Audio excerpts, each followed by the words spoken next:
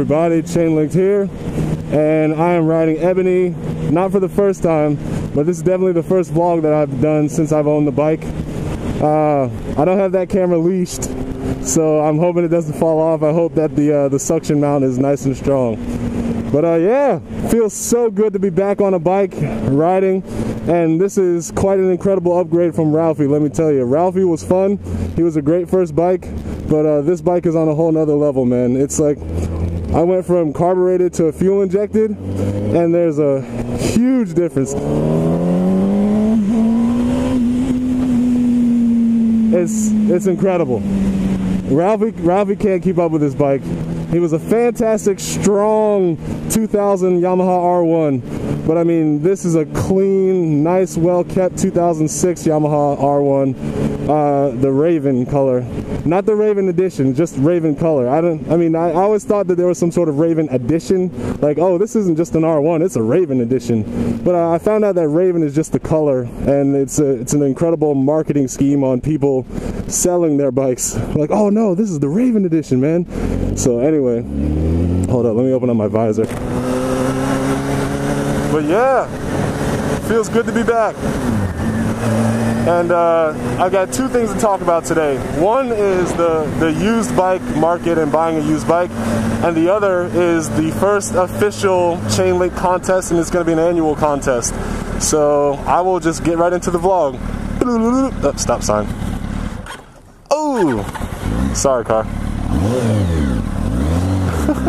I'm still not getting used to, or I still have to get used to where I have to release the clutch on this bike, because Ralphie was a little old, and so he had a lot less forgiveness, and this one is like, there's a very small range where I'm in the friction zone, and I'm still kind of getting used to it. But I feel like I have to relearn this bike, you know, from the start, whereas Ralphie, I was accustomed to it, you know, I'd spent a lot of time with it. But anyway, getting into the vlog. So buying this bike, I was right after the accident, I was on Craigslist like every day looking for a new bike, just looking for a potential replacement, not necessarily ready to buy a new bike, but just, you know, looking for something that I could get, you know, get some price ranges and just get used to what was available. And it wasn't until I finally got the check that I got serious about actually picking up a new bike. And so I saw some really nice R6s. I saw some, well, I wasn't going to get the R6s, but I like the color scheme on this one R6 that I saw. There's a bunch of R1s from various years, and there were some GSXR 1000s, but I wanted to stick with the Yamaha R1 because, you know, I kind of have some history with the bike. I'm used to riding them, and, you know, I wanted to stick with a brand that I'd already started to build a relationship with. So I got the money, I saw this black R1, it wasn't too far away, and the guy advertised it for 57, and so I was like, oh, you know, I got 55, $200 extra isn't going to hurt me, but obviously no one just goes into a negotiation like, oh, you want 57, I'm just going to give you 57. You're stupid if you go on Craigslist and you think that you're going to buy something for the actual dollar value that they advertise. Now, you're also stupid if you don't bring that amount, because you have to bring at least what they ask for and you know, negotiate down. That's what I do. And in this case, that's what I did. I had 57 in cash, 5,700, and I split it up into like 3 different stacks. So I said to myself, I look at the price and I say, how much do I think this guy really wants to sell the bike for? And usually, and you know, this comes from my experience being a car salesman and just being someone who sold stuff on Craigslist before, the advertiser wants flat whole numbers like 5,000 or 5,500. You know, when they start adding in the 250, 99, like they can't, it's so hard to quantify exactly how much their bike is actually worth, that usually those numbers are just fluff numbers because they're afraid of a hard negotiation, or they're anticipating a hard negotiation. They want to add some wiggle room for them to be like, okay, I can do 5, knowing full well that 5 was their price.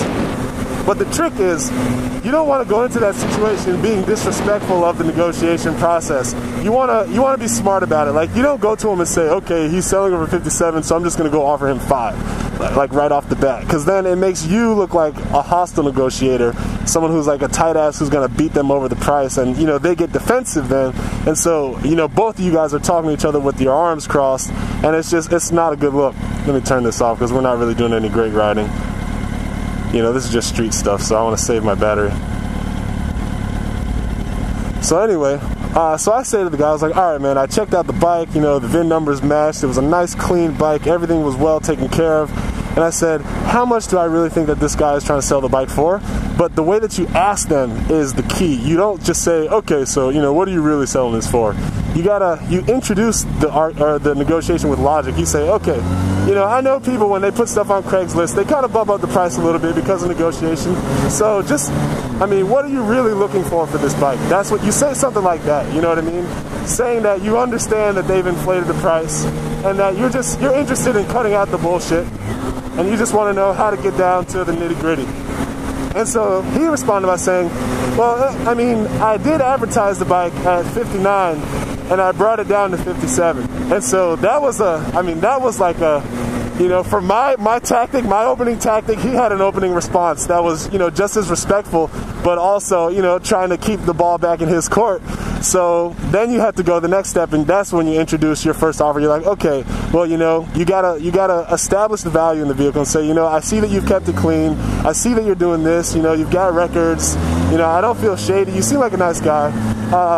And then after you give them all the compliments, you go back to just talking about the bike. You say, okay, I mean, you know, I'm looking in this market, and I think for this bike, I would be comfortable offering this much, and I just want to, you know, put that on the table and see how they respond. So I said, you know, just for fun, I was like, I'm thinking 52. And he made a face like, 52. You know, I had another guy that was already going to offer me 55. And then, you know, that's him counter-offering again. And I'm pretty sure it was bullshit. I'm pretty sure there was no other guy that offered him 55. And he was just saying this because he obviously also watched the same YouTube video I did about negotiating on Craigslist. And so he was like, you know, I could do 55. And so I was like, or no, he said, another guy offered me 55. So I said, all right, okay, look, I've got $5 grand on me in cash. This is me bringing it down to, I think that he wanted to sell it for 5. And so that's where you bring in the power move. I said, look, I've got $5 grand in cash. I mean, we can do the $5 grand right now. I know you got another guy for 55. I mean, I can do the 5 right now. Any more than that, I have to go to the bank. I was hoping you would go lower so that I could handle this now, but I didn't come prepared with all that money, you know. So he was like, if you can match the other offer, I'll do it for 55. But he said, but I'll throw in these bike stands because, you know, I don't have a bike anymore, so I'm not going to need the bike stands. And so I got 3 pretty good bike stands thrown into the deal. A front and a rear mount that you have to lift yourself. And then there's a third one, I don't know what it's called or what brand, but basically you just drive the bike up into the front, into the mount, and it'll just lift your front tire off the ground for you. All you have to do is just drive into it or like roll into it slowly. So I was like, okay, now the deal's juicier. Now, you know, he's willing to work. And had I been mean or aggressive, you know, and tried to, from the start, been like, oh, you know, I'm thinking I could do this, and that's my final offer, he probably wouldn't have said shit about throwing in this extra stuff. But now he's got incentive. He knows I have the cash, and he was willing to make a deal. So he said, all right, cool, I'll do it for $5,500. I went into my car. I had 57, so granted, me telling him I'm going to the bank is just another strategy. It's me making sure that I have a guaranteed number, like, because no one in their right mind is going to go to the bank, come back, and then he's going to be like, oh, well, actually, like, nope, I've gone to the bank, I got the extra money, now I'm going to give you nothing more because, you know, you're wasting my time. So once I knew that I was going to the car to quote-unquote go to the bank, I knew that we had a locked-in price, and it was less than what he had advertised, more than what I wanted to pay. But I also got extras, and I knew that I was getting a good deal on the bike. I mean, the bike was clean, well maintained, everything had just been changed, and I rode the bike ride's strong, and I was very confident in the price, plus the extras. And so I went in the car, Anna and I rode around the block, and we came back, and I pulled out more money that I quote-unquote pulled out of the ATM, and I gave it to him. And me being a smart negotiator, I said, well, I better go and actually find an ATM. So we drove to a place that had an ATM just so I could recall the place. And then when we went back, he was like, oh, you know, that was kind of quick. Where'd you guys find an ATM? I was like, oh, you know, there's the 7-Eleven that had the Citibank ATM just around the corner. And he was like, oh, yeah, I know about that place. And boom, like him thinking like I was just trying to trick him and like, oh, I'm going to the bank. I actually had an alibi for it. At the end of the day, we both had strategies and tactics that we employed, but I was very happy with the negotiation. I got Ebony, he got his money, and that was that. So, you know, I don't know if anyone will learn anything from that. I don't know if I'm the only person who does those kind of things, but I'm always looking for the deal, and I'm always trying to negotiate and best in my favor. But I'm not the guy who's like trying to screw. Like, I'm not trying to beat the brakes off the other guy I'm negotiating with. I just want the best deal for us both. And I think in this situation, that's exactly what we got, the best deal for us both. Alright, so what else am I going to talk about today? Hey, that guy's dressed pretty well. Oh, it is Sunday, so he's probably going to church. Yeah, so the Chanelinked contest. This is the first annual contest. I'm going to have a contest every year around this same date, around this same thing. And let's get into the contest. So, I got a friend of mine. I'm not going to say his name because some of you guys, you know, are on my Facebook and you may know about it, this friend of mine. But he's going through hard times right now. You know, it's just, life is pretty difficult for him. He feels like he can't catch a break. So, the contest that I'm holding is kind of inspired by this guy. It's not a contest to help him specifically. It's just a contest to help people. So, this is going to be the first annual Chain-Linked Random Acts of Kindness contest. And here's how it goes. Basically, you'll have the month of August to film yourself basically doing a random act of kindness for another person who you don't know and they don't know you. You can't just be like, oh, hey, my best friend, here's $200 because I know you're having a hard time making rent. You both look at the camera and smile, and then you turn off the camera and it gives you your $100 back. Like, no. What we're talking about is you just minding your own business. You're like, okay, I want to enter a Chainlinked contest. I got to find somebody or a group or I need to do something nice for society where I don't immediately benefit. So if you decide to spend money, if you decide to spend time, you have to understand that you may not win, and you know, your act of kindness just goes out into the ether. Maybe it'll bring you back some good karma, but you may not win the contest. But the way that I look at it is, there's only going to be one winner, but no one's going to lose, because sure, you may say, oh, it's not random if I know I'm going to go out and do it. But the thing is, to the person who's receiving this, it's going to be random. Like, they're going to be, you know, at the grocery store like, oh, I can't buy all these groceries. And then you come in like, oh yeah, this could be my opportunity for the random act of kindness. Here you go, young lady. I noticed you and your kid don't have all the groceries you wanted today. I'll throw in the extra $40 and you can get him the Fruity Pebbles and whatever else that she had to put back. And she's like, oh, thank you. You're so sweet. You're so kind. To her, it was random because she didn't think that that was going to happen. So here we go, the Chainlinked Random Acts of Kindness contest. Here are the rules. You get 1 minute to set up and to do your random act of kindness. And inside of that minute, you know, it's just you like talking about what you're going to do. And then you also get an additional minute for the reaction of the person, right? And my judging is going to be completely based on the reaction, not on the act. So if you give someone $1 million, granted, you're going to get $1 million reaction, and so I feel like it's fair. If you give someone $10, you're going to give them they're going to give you a $10 reaction. Bumpity bump. So if you spend like 5 hours with an elderly reading to them and helping clean their house, and they bake you a pie or something like that, genuine thank you is what I'm looking for. The best thank you / reaction that you upload and link me to, that you link me to is going to win the contest. And so let's talk about the gift, or let's talk about what you win. So if you don't know by now, I'm a video game developer, and I worked at Spark Unlimited on the game Lost Planet 3. And unfortunately, I'm not going to get any free copies of Lost Planet 3. I've already left the company and I work somewhere else now. But what I will do is I will go to GameStop, I will buy 1 copy for PlayStation 3, 1 copy for Xbox 360. So no matter what system you have a chance of winning a game that you can actually use.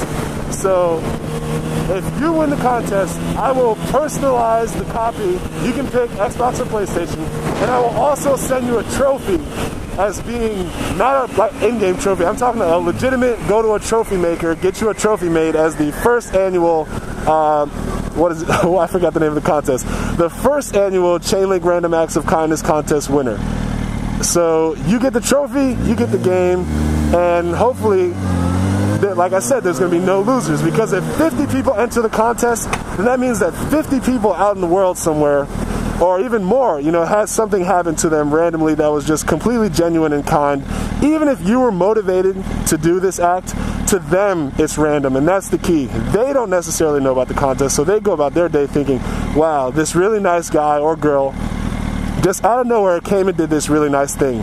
And maybe the system will perpetuate and they will go out and do nice things in the world, and so we'll just keep it going. And so, you know, I'm a benevolent person, I guess, in a way, and I'm hoping that because this is going to be an annual contest, we can get a lot of support for this contest. It'll just get bigger and bigger every year, and it'll be, you know, one small way that motor vloggers can continually make a difference in the world. And I think we'll get some really great reaction videos out of this. So if you want to be in the contest, all you got to do is just make a 2-minute video of 1 minute you doing something cool, 1 minute of somebody thanking you for doing that, and send it to me when you've uploaded it. Let me see it, and I will pick the winner, I guess the first vlog in September, which is, I think, September 2nd. And if I'm wrong, obviously I'm just going to add some text on the screen to tell you the exact dates. So yeah, whatever dates you see, those are the contest dates. That's when you find out if you win or lost. And yeah, so that's it for this week, guys. Yeah, I love the new bike. It's a lot of fun. And you know what? I hope you guys are interested in winning this contest, or even just happy to participate. So yeah. That's it for now. I'm going to turn off this camera because I think it's about to be quite illegal. Chain linked out.